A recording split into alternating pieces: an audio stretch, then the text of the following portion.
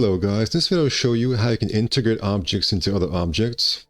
Now, I'm not going to be talking about the basic one where we just kind of put on the surface, but rather how you can, have this at any angle and distance and rotation and still be able to integrate it. Using what I think is a very nice feature of 3ds Max, using the third subobject level border.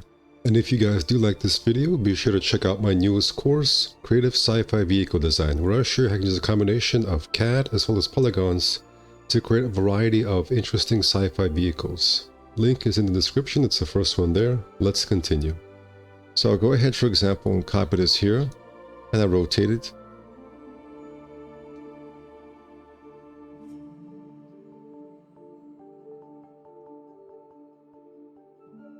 Alright, let's say I put it right there. Alright, first thing I'll do, guys, is I'll apply a new edit poly modifier. Maybe I'll add this right here. Alright, so I'm going to go ahead and, let's say, delete these parts. Now I'll go ahead and move this using edge constraints. Alright, and I'll kind of isolate the two objects. I'll go ahead and attach them together. Alright, so here's the thing. If you go in here and you go into border, you will select this. So let's make it work. You have to, first of all, just bridge two edges. And now that you've done that, if you go into border and press Alt-P, I think that's the default how I get to cap, you now get this. In which case, guys, you can now go into here and just connect the vertices together.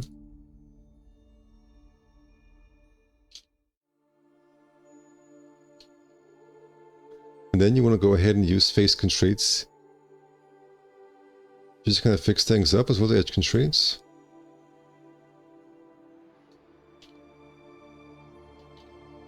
Right, now I'll go ahead and apply Turbo Smooth. Right, now what you may want to do, guys, to integrate a little bit better, you, for example, select this and straighten this out here. You can also select this and then using the screen space move, just gonna move things to get the shape that you want, as well as set flow. Alright, so this gives you a very nice look as well. You can integrate your shapes in there. For the second example, we'll also add this.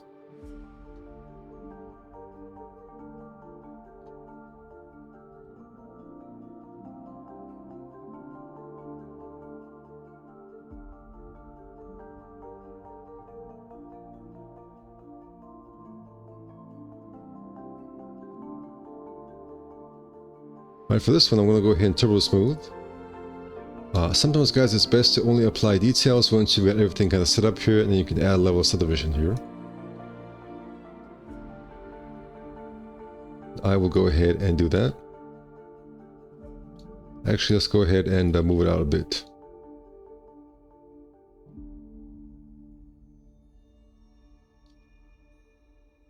I once again isolate the two objects.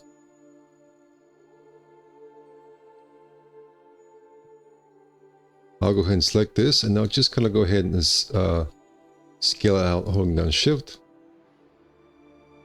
Alright, once again, guys, the strategy here is to first just bridge two, then bridge this, or I should say cap, bridge this, then cap that.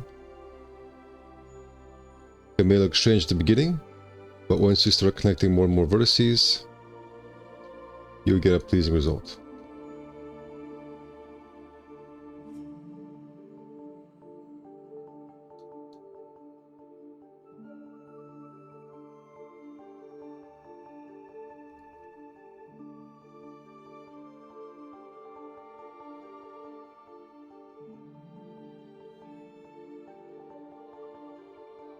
It may look very strange here, guys, but it is working.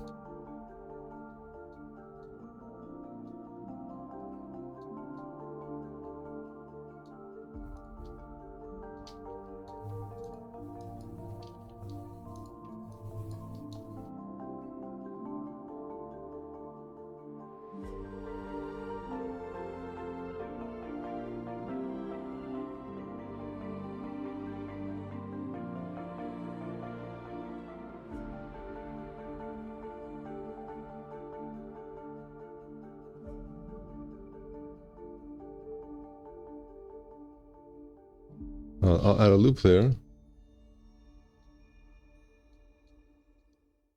Now we'll take this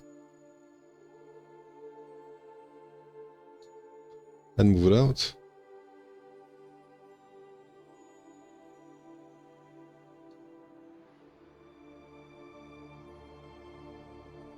So guys, it's just kind of a matter here of moving things out until you get that kind of results that you want.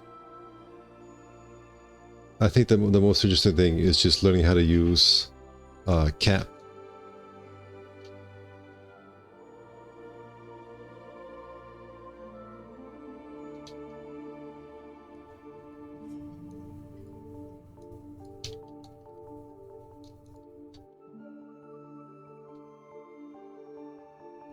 Afterwards, you can just use setFlow.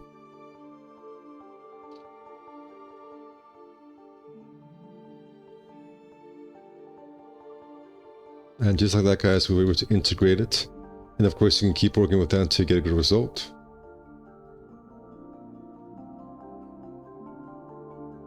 And just like that, guys, you can kind of integrate objects very easily using 3ds Max's very nice borders feature. Let me go ahead and add another example here. Here's a fun little exercise you can do. And let's say we want to have something, further away, like this, for example. How do you integrate that here? First thing I'll do is select this. I'll go ahead and extrude that out.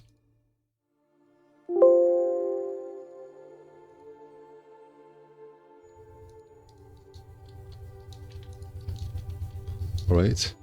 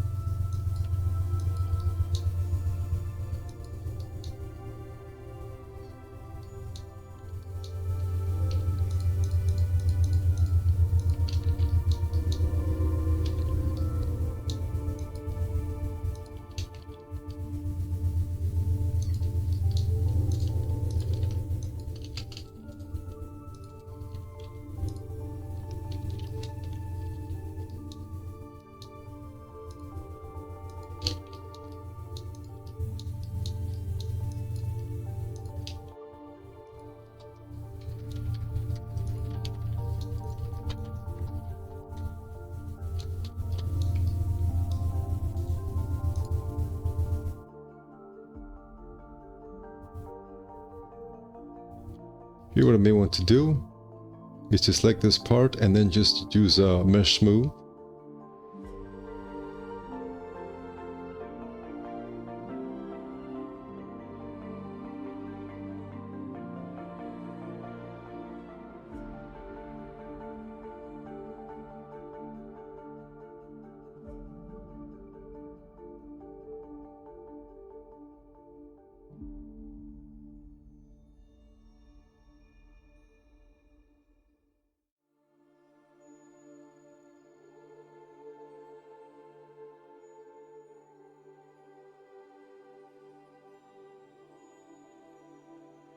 And so what's great about this, guys, if you master this, you will get the ability to create really interesting freeform shapes. Because you'll be able to take this then, right?